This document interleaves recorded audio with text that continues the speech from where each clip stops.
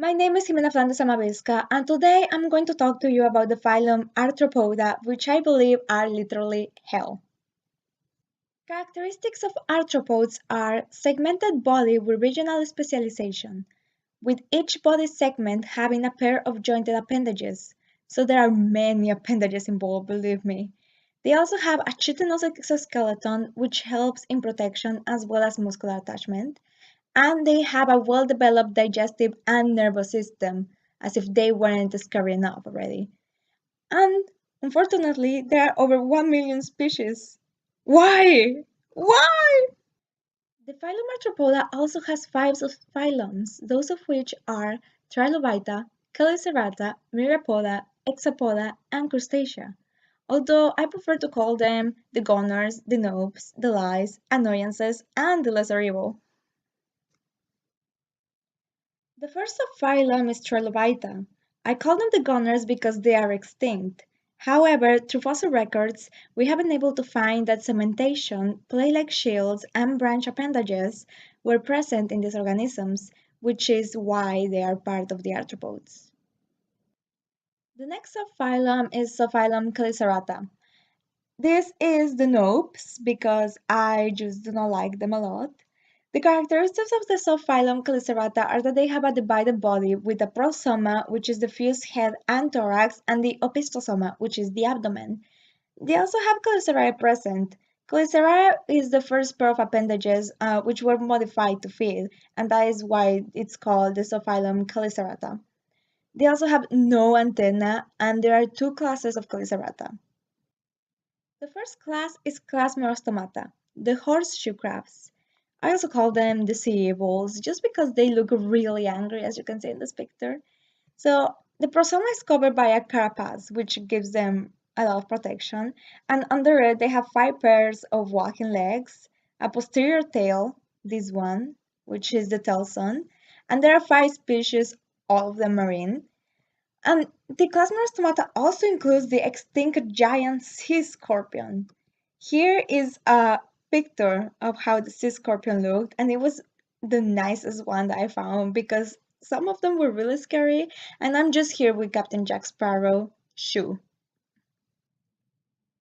The second class of the subphylum Chelicerata is class Arachnida, which I also enjoy to call ground evils. The characteristics of class Arachnida are that they have additional feeding appendages because apparently they cannot have enough appendages, those which are the pedipalps and maxilla.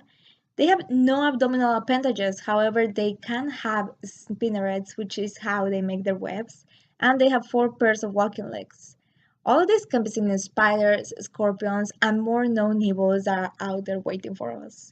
They also tend to stay terrestrial, however, they are definitely not in the ground whenever they are in the ceiling. And when they are in the ceiling, they will fall in your face when you are sleeping. That happened to me, and now instead of seeing this beautiful little creature, which is probably how Trish sees the spiders because she studies them, I see this a terrible monster who's ready to eat me at any moment. So, Trish, I admire you so much. The next subphylum in the phylum Arthropoda is the subphylum Myriapoda. The characteristics of this subphylum is that the organisms in it have an elongated body, walking legs on almost all their segments, and the head is the only regional differentiation that they have. There are two classes of myriapods, one of which is the class Dipopoda, which I also enjoy to call the innocent child. These are the millipedes. They have two pairs of legs per segment, which is way too many legs, and two pairs of segments fused together. The reason why I call it the innocent child is because they are nice, beautiful, innocent retritivores, which means that they do not harm us. Instead, they eat organic waste, usually from insects, so yay for them. And then you have the class Chilopoda, which I enjoy to call alien monster ready to eat you. These are the centipedes. The characteristics of it is that their segments are not fused together. They have one pair of legs per segment, and the first pair of legs they have are actually poison claws. And just because I'm exaggerating, I think they are evil, fast moving predators who chase you down, when in reality they are just fast moving predators. So at the beginning, I said that the myriapods were the lie, But why? Well, they are the lie because the millipedes do not have 1,000 feet, and the centipedes do not have 100 feet. Uh, this is sometimes confusing because of the name, but in reality, it's just according to the segments. Millipedes have more feet, so that's why they're called millipedes. Centipedes have less feet, so centipedes. So yes, my whole life has been a lie. The subphylum Hexapoda is, as you can see from the class Insecta, most of your insects. So the characteristics of the subphylum Hexapoda is that the organisms in it have a body with three regions, which is the head, thorax, and abdomen. They have three pairs of legs on the thorax and two pairs of wings, at least most of them, which allow them to fly, and they have direct or indirect development.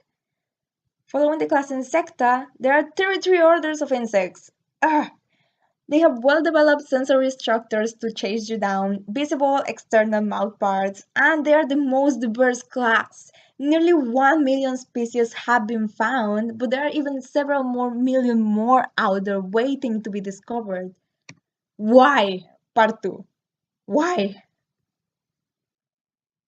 And last but not least, there is the subphylum Crustacea, which is the one that I have less problems with because they are delicious. The characteristics of this phylum is that they have a head with five appendages.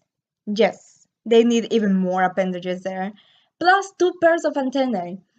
They have a trunk divided into the thorax and abdomen, compound eyes and ocelli, and they are mostly marine.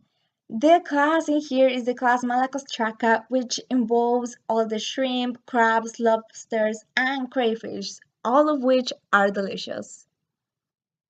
So, this was my presentation. Thank you so much for listening to me complain about the arthropods.